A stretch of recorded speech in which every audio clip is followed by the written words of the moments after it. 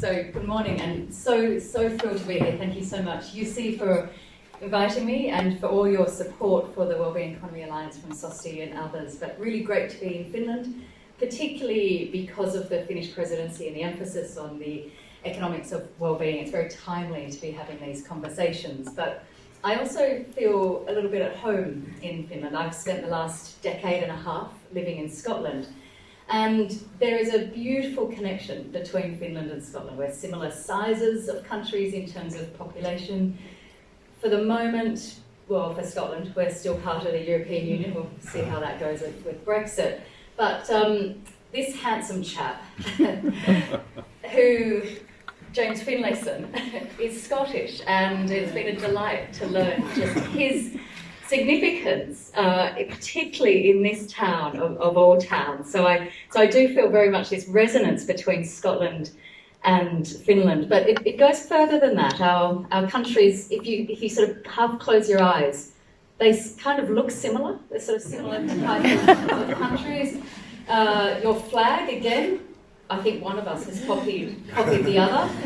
And even our national foods don't look dissimilar. So I was reading on the plane on the way over here, your national food is rye bread. Well, ours is not rye bread, it's haggis, but they don't look dissimilar, do they? So I feel very comfortable here in Finland, which bodes well. But in terms of what we're looking at and how the state of the world and whether growth has done its job, it's very clear that if you take a broad scan around the world, we are, in many senses, in a better place than we were several decades ago. And you can all point to probably your favourite example of progress, whether it's mothers and babies surviving childbirth, whether it's eradication of certain diseases, whether it's a rise of life expectancy in certain parts of the world, literacy rates falling, gender equality, the expansion of democracy. You all have your favourite examples.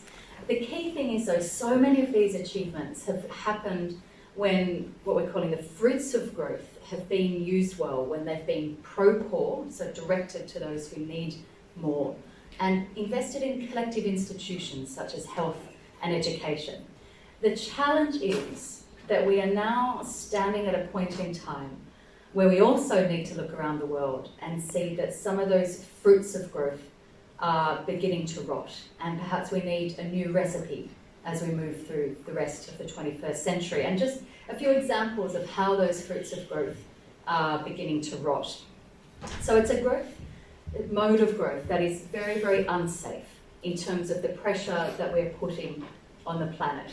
And you see that with the pages and pages and pages of scientific literature telling us just what the dangers of what is happening when we push Mother Earth too far, whether it's the International Panel on Climate Change warning us that we've now got less than a decade to make the changes in our economies if we're going to keep below 1.5 degrees global warming, whether it's the global assessment on biodiversity loss that came out just a few months ago, back in May, that's really identifying economic growth as the cause of the fact that we lose 200 species a day, and scientists are warning that we're now at risk of the 6th mass extinction.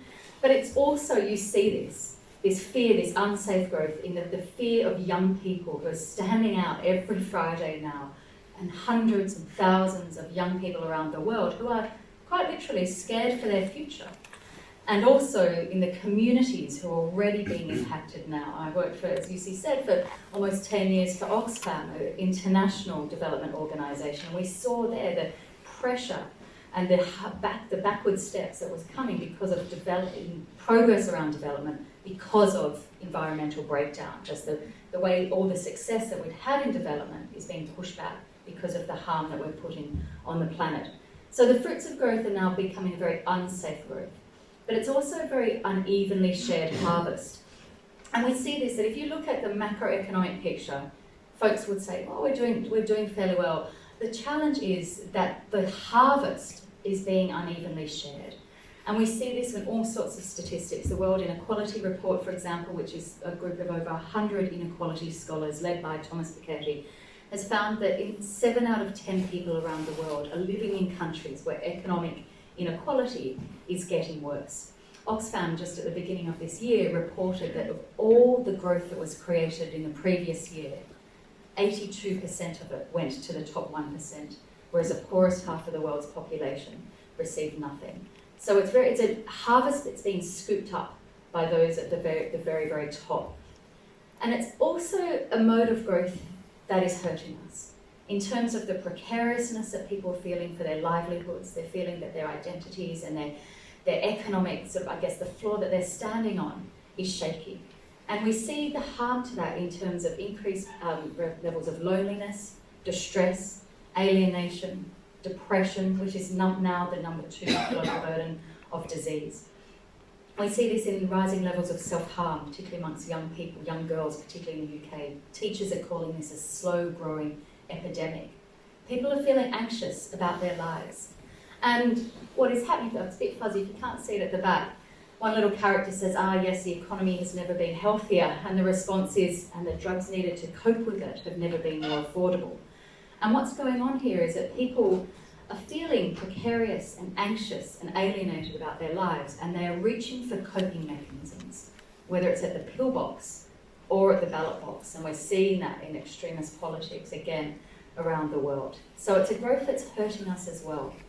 And so Jeremy and I, in this book here, to get our heads around these trends that were happening, we sort of distilled some of these dynamics into 3 concepts that help us sort of understand what is happening here. And I'll talk you through these very briefly: diminishing marginal returns, failure demand, and pseudo-satisfiers. And so the first one, this is something I learned when in my first year of economics, studying Economics 101, this idea of diminishing marginal returns. It's a concept familiar to economics and economists around the world.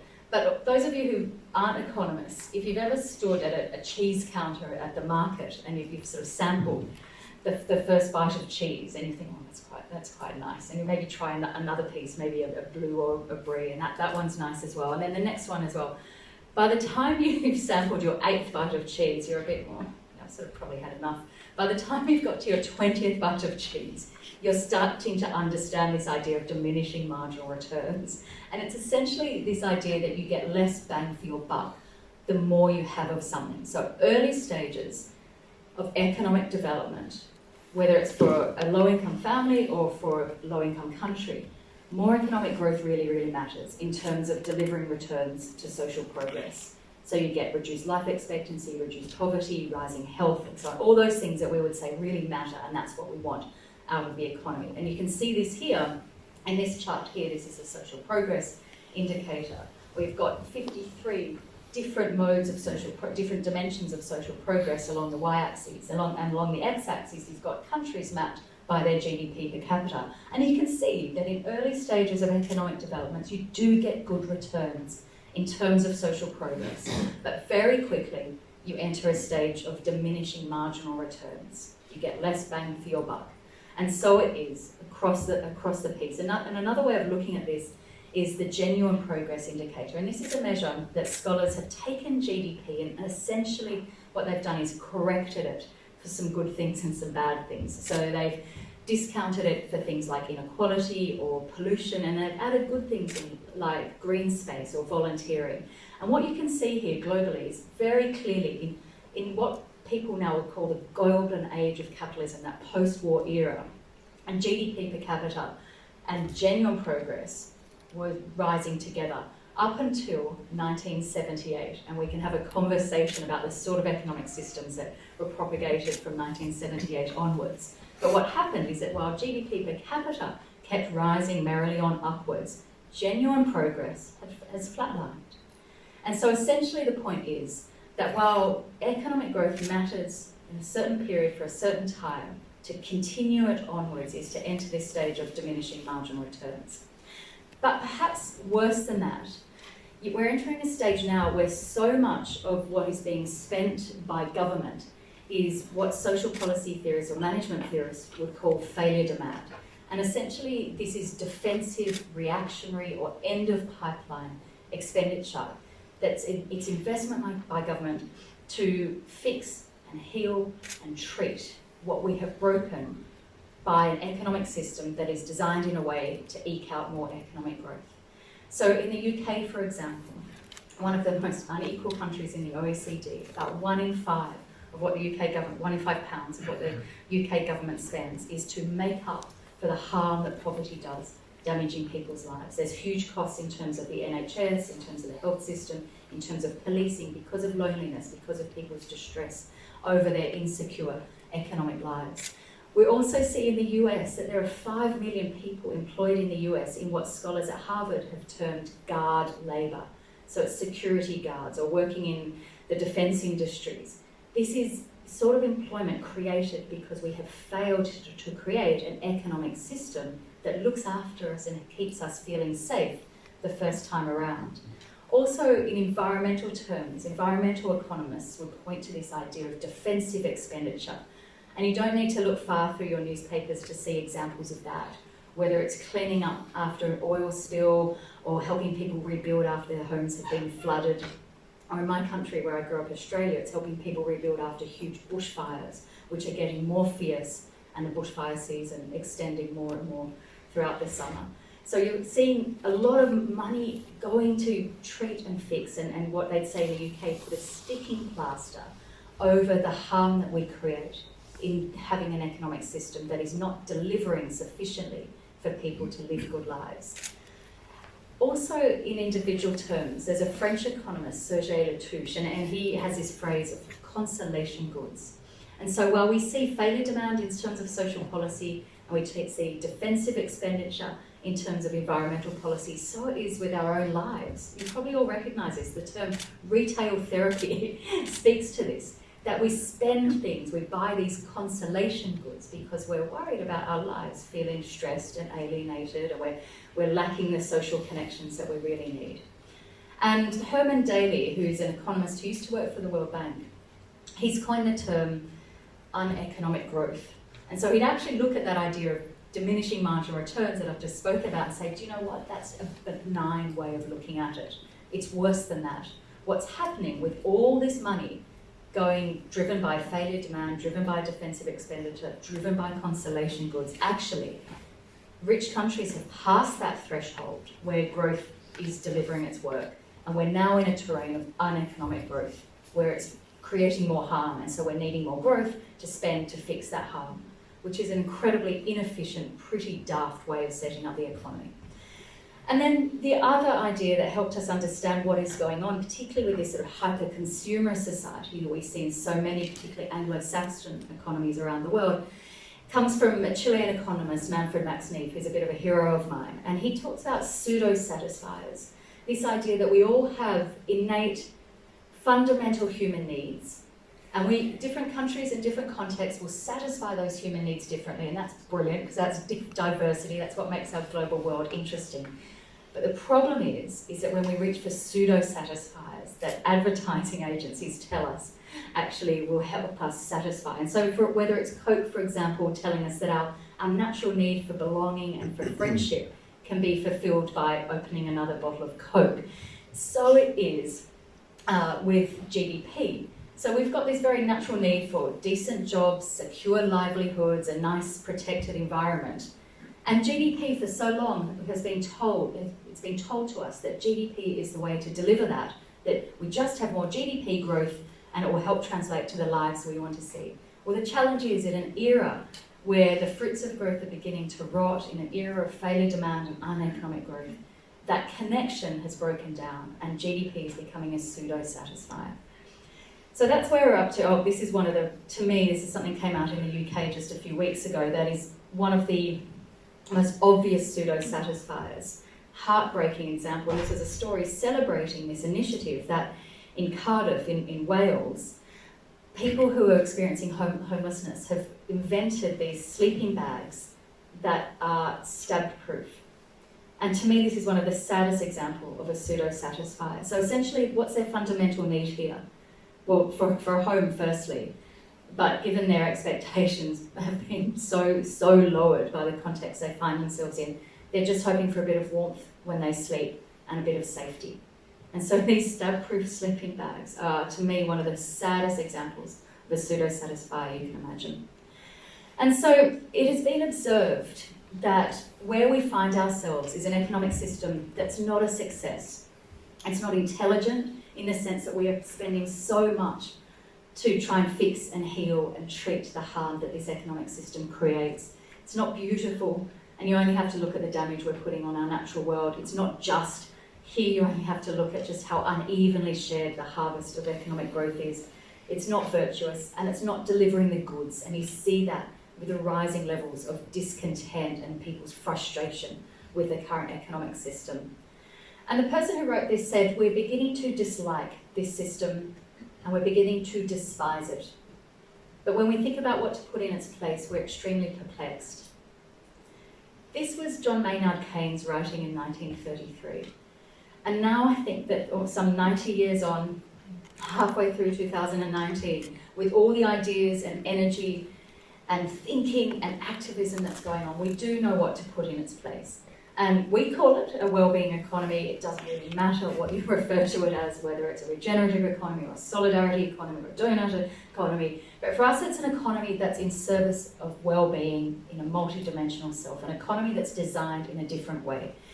And you don't have to look far to get a sense of what the wellbeing economy entails. And this is Manfred Max Neef, who I've already mentioned. You can just see this idea of what really development should be about, what the economy should be about, if you leaf through the pages of various development scholars like Manfred Max Neef or the folk like Marta Sen or Martha Nussbaum.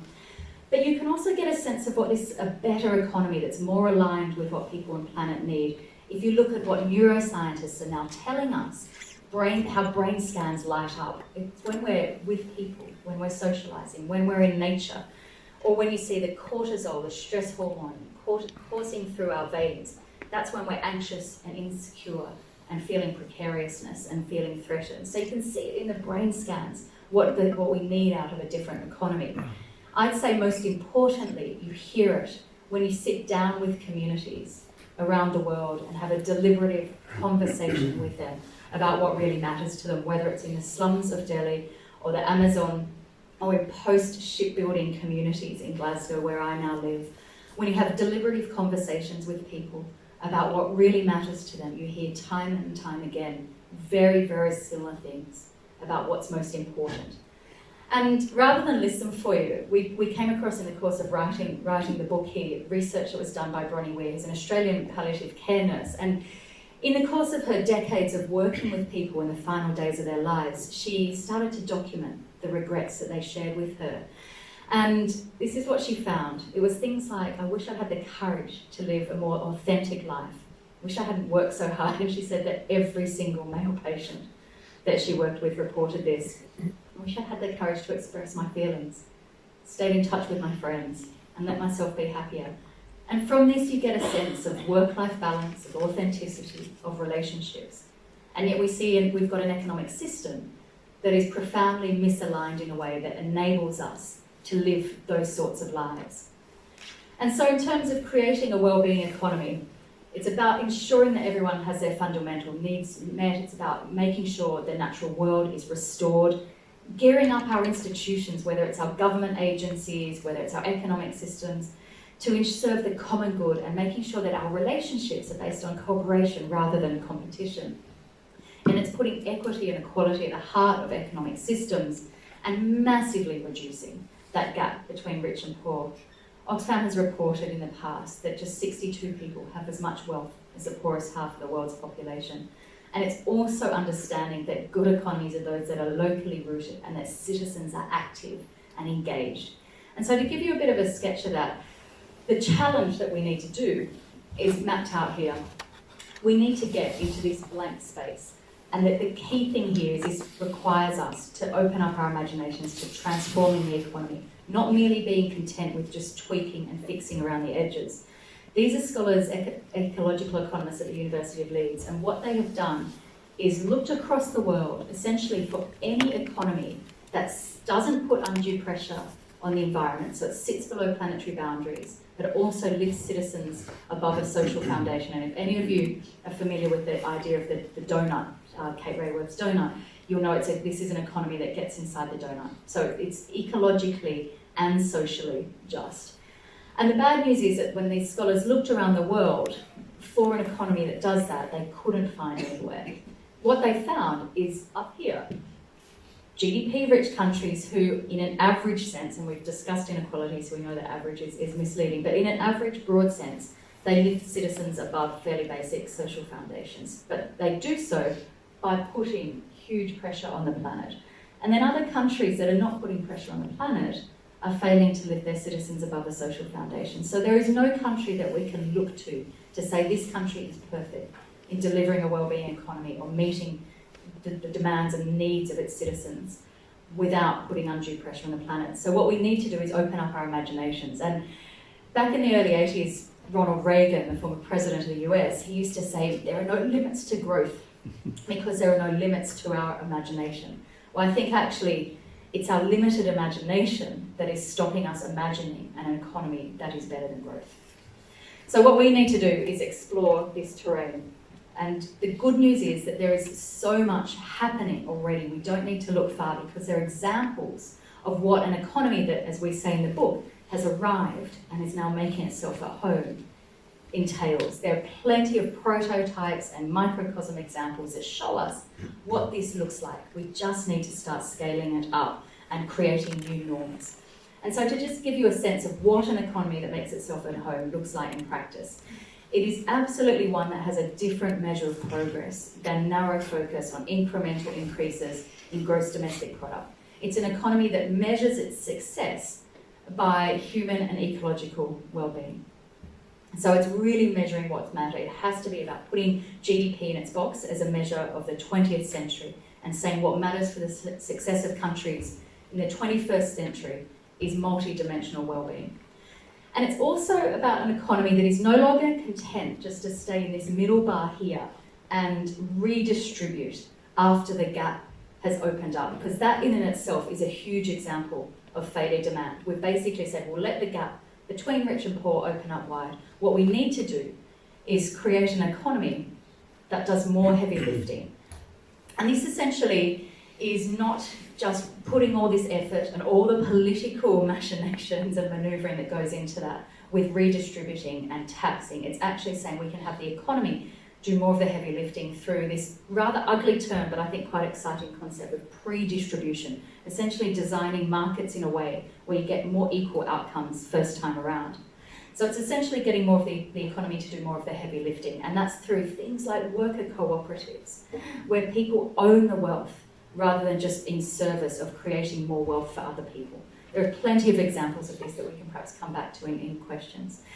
It's also about massively redesigning how we understand the very purpose of business, going beyond this idea that businesses should just be about siphoning wealth upwards to shareholders. This chap here is Jack Welch, who used to be the former CEO of General Electric. He's the guy who is reputed to have coined the term shareholder value. He's now saying that shareholder value is the dumbest idea in the world.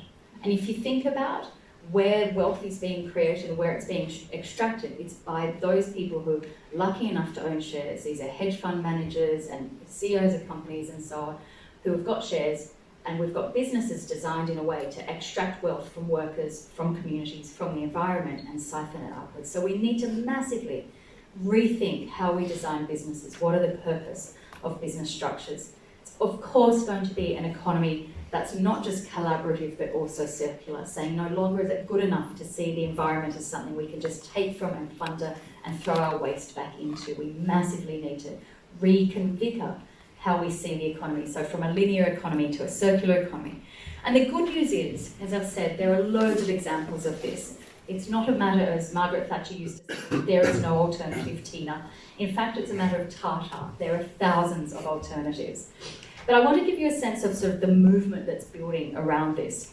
And it has got long roots. We are really standing, I guess, on the shoulders of giants and people who have been working on this for a long time. And this is just a sort of selection of the momentum that's building up. So back in 1968, Robert Kennedy, just a few months before he was assassinated, I think did one of the most beautiful, most poetic political speeches, and it's a tirade against GDP. If you haven't listened to it, go into YouTube. Don't just read the words in a textbook, but go into YouTube and listen to his speech, because it's absolutely beautiful, I guess, essay or poem about the flaws of GDP. Just a couple of years later, the Club of Rome, these were scholars at MIT, published The Limits to Growth. And the scary thing is that all their predictions that have been mapped now are still on track, and they pointed out that it was economic growth was at the culprit of the world heading towards a precipice of using up more of our resources. And that same year, tiny little country of Bhutan, the king there declared that it was gross national happiness that was more important than GDP, and that GNH project lives on now and continues to thrive and be an example to the rest of the world.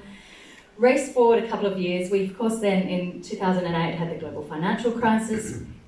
Just a year later, President Sarkozy commissioned some world-leading economic scholars, Amartya Sen, Jean-Paul Fitoussi, and Joseph Stiglitz, to do this big report, the Commission on Social and Economic Progress. And this again pointed to the need to go beyond GDP. It's just been updated in a report that the OECD published in November last year.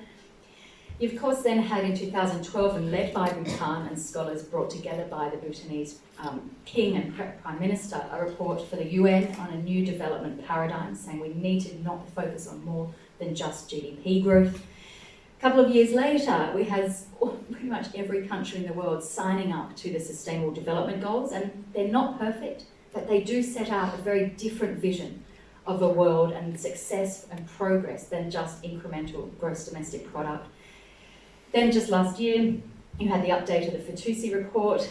Last year also, We All, that UC has explained, was launched, and also We Go was launched. We Go is the wellbeing economy governments, and this is Scotland, New Zealand and Iceland. We hope soon Finland and countries like Costa Rica might join us. This is countries that are saying, in the 21st century, we don't want to measure our success purely by GDP. We want to focus squarely on multidimensional human and ecological well-being. We've of course seen young people coming out from their classrooms and saying to policymakers, enough of your recalcitrance and tweaking of the system. We need to go into a conversation around really transforming how we do our economies.